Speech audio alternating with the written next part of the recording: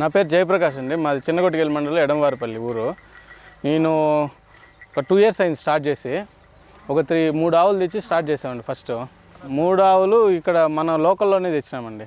అంటే ఒకటి వచ్చి మా విలేజ్లోనే వేరే వాళ్ళ దగ్గర తీసుకున్నాం. తర్వాత ఇట్లా మాకు మంగళపెంట ఎర్రవారిపాలెం ఇట్లా దగ్గర కొన్ని ఊర్లు ఉన్నాయి, అక్కడ ఉంటాయి డైరీ ఫామ్లు, అట్లా అక్కడి నుంచి తీసుకొచ్చాము. నేను యాక్చువల్లీ సివిల్ ఇంజనీర్ అండి, బీటెక్ సివిల్ ఇంజనీరింగ్ చేశాను. అట్లే గవర్నమెంట్ లైసెన్స్ ఉంది, తోడా లైసెన్స్ నాకే. అది చేసుకుంటూ ఇది చేస్తానండి. యాక్చువల్లీ నేను ఈ డైరీ ఫామ్ పెట్టాలని ఫస్ట్ నుంచి అనుకుంటాను అనమాట.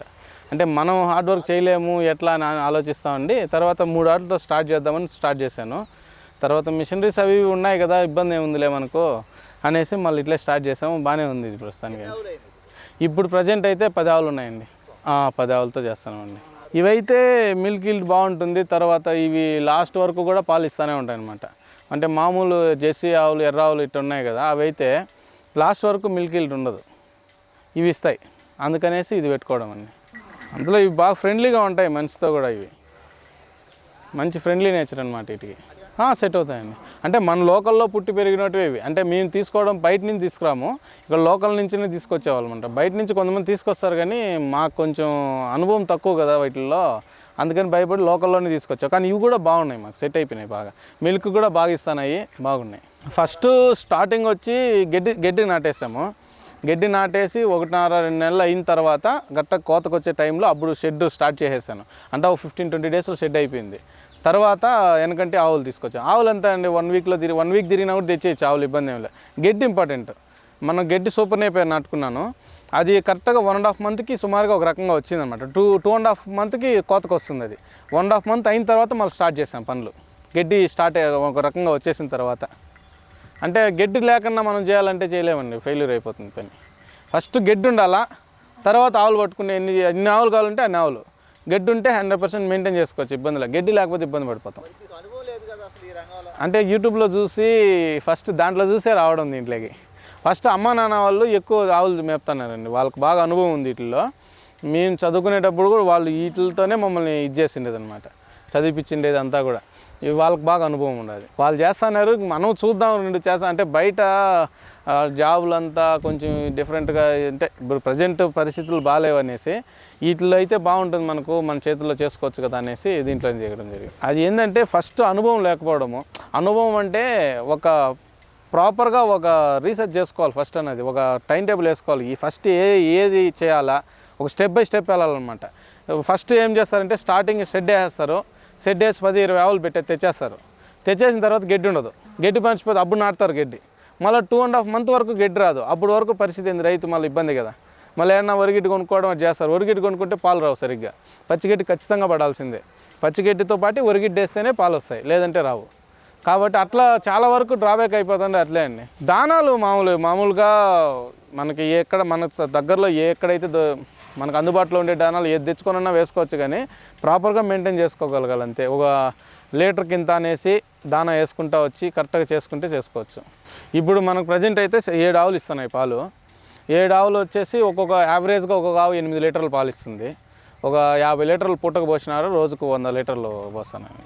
రేటు ఒక 38 నుంచి 40 ఆ మధ్యలో పడుతుంది. అంటే హెచ్ఎఫ్ ఆవులకి రేటు కొంచెం ఫస్ట్లో కొంచెం తక్కువగానే వస్తుంది, బట్ మిల్క్ ఎక్కువగా ఉంటుంది కాబట్టి ఆడ మనకు కవర్ అయిపోతుంది. ఇంకోటి ఏంటంటే 4 ఫ్యాట్ వచ్చి ఎస్ఎన్ఎఫ్ 8.5, 8.6 వస్తుంది. ఎస్ఎన్ఎఫ్ బాగుంది, దీంట్లో ఫ్యాట్ కొద్దిగా తక్కువ వస్తుంది. బట్ రేట్ అయితే ఇప్పుడు ప్రజెంట్ రేట్ బాగానే వస్తుంది, 38 నుంచి 40 వరకు వస్తుంది. మెయింటైన్ చేసుకోగలుగుతాను, ఇబ్బంది ఏం లేదు. మనకు ఇంకా మనుషులు కూడా పెట్టుకున్నాను, బట్ అట్లే మెయింటైన్ చేస్తాను.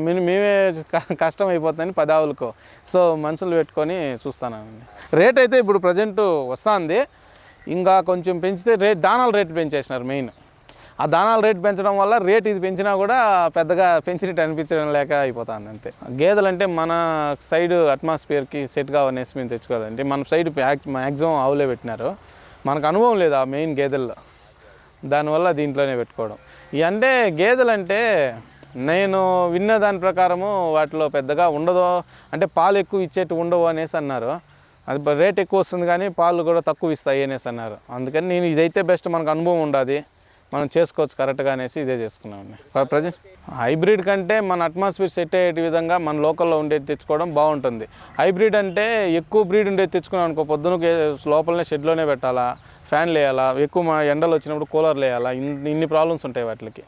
మన అట్మాస్ఫియర్ సెట్ అయ్యేట్టుగా కొంచెం క్రాస్ బ్రీడ్ ఉండే రకం అయితే బాగా సెట్ అయిపోతాయి అనమాట. ఎటువంటి ప్రాబ్లమ్స్ రాకుండా ఉంటాయి, హెల్త్ ప్రాబ్లమ్స్ కానీ ఏమీ రాకుండా ఉంటాయి.